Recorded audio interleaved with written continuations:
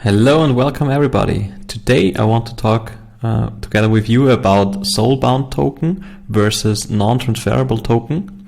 They are recently quite often in social media discussed and in the news, and I want to explain to you what it is and what are the difference between them.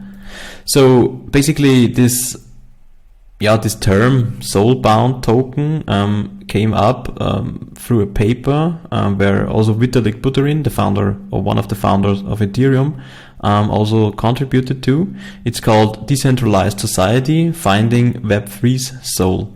And this paper discussed a little bit what the thoughts behind soul is, and I will also let you know what it is. Basically, I want to start with non-transferable tokens, NTTs, what they are and what they can and what the difference is compared to Soulbound token.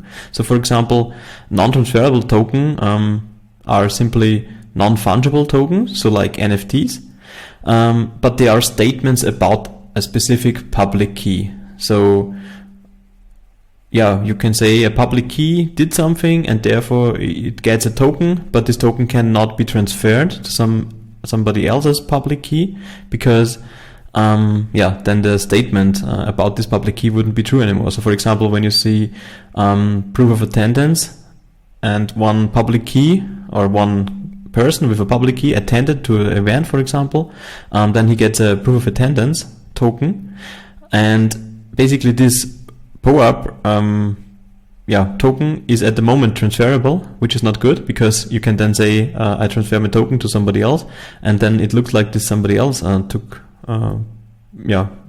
at this event, and non-transferable token should simply avoid this.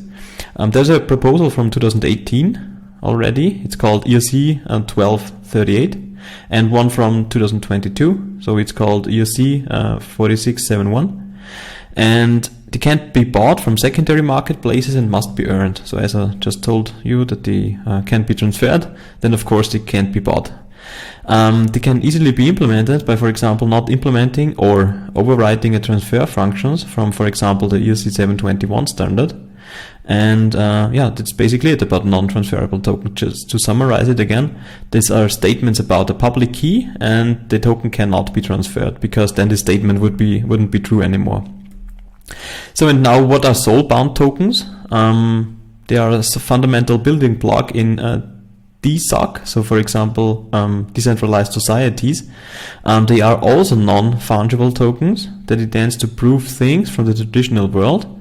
But it's not only limited to. So for example, they can say that you have, for example, a degree from a certain university or something like that. So they are bound to your soul as not with the non-transferable token to a public key, but to one person, to one individual, to one soul. So they're limited to me as a person.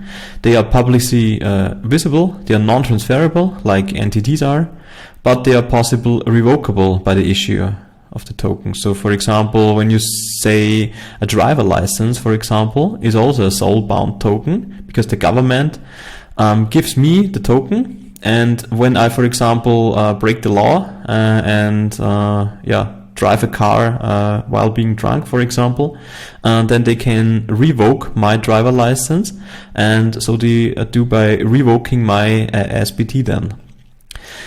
The account that holds such tokens is called souls. This is me as a person or the issuing instance. So for example, the university or the government. So as I told you, here's the example written down. So a university could be a soul that issues soulbound tokens to their graduates.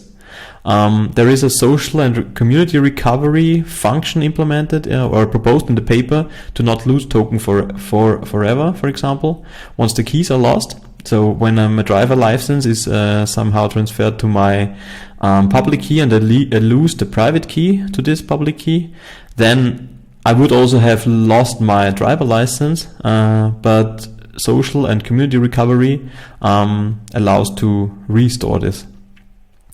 Soulbound Token make use of zero-knowledge proofs to not reveal private information that is intended to not be revealed. And they also need an ecosystem. So for issuing souls, the government needs to be included. So it's not as easy as implementing non-transferable tokens by simply overwriting a function. So there a lot more players have to also be part of the game, and therefore it's not as easy as implementing non-transferable tokens. So, and just to tell you, because I mentioned here the make use of zero-knowledge proof. So for example, a zero-knowledge proof is simply when you, for example, have a locked door. It's verifiably locked, yeah? And you and another person are the only one in the room, and one of the person claims to have the key. Then he could show you the key, but then this would be no zero-knowledge proof. But they also can unlock the door and simply show you to unlock the door as a result, and don't show you the key, and then they made use of a zero-knowledge proof. So this is a simplistic example of what a zero-knowledge proof is, and they are part of Soulbound tokens to, for example, tell you I have a degree of a university without showing you the actual degree of a university. So this is where this kicks in. So I hope you enjoyed this short video about what are Soulbound tokens, what are non-transferable tokens. So to summarize, Soulbound tokens are also non-transferable via yourself, but they can be transferred from the soul, and are a statement about a person, a human being. And a non-transferable token is simply a statement about a public key. So for example, a proof of attendance that somebody with some public and private key was at an event, for example. I hope you enjoyed this video, and stay tuned for even more cool stuff about Web3, about blockchain, about cryptocurrencies, about cryptography, about computer science. So I will share a lot of interesting information with you. See you.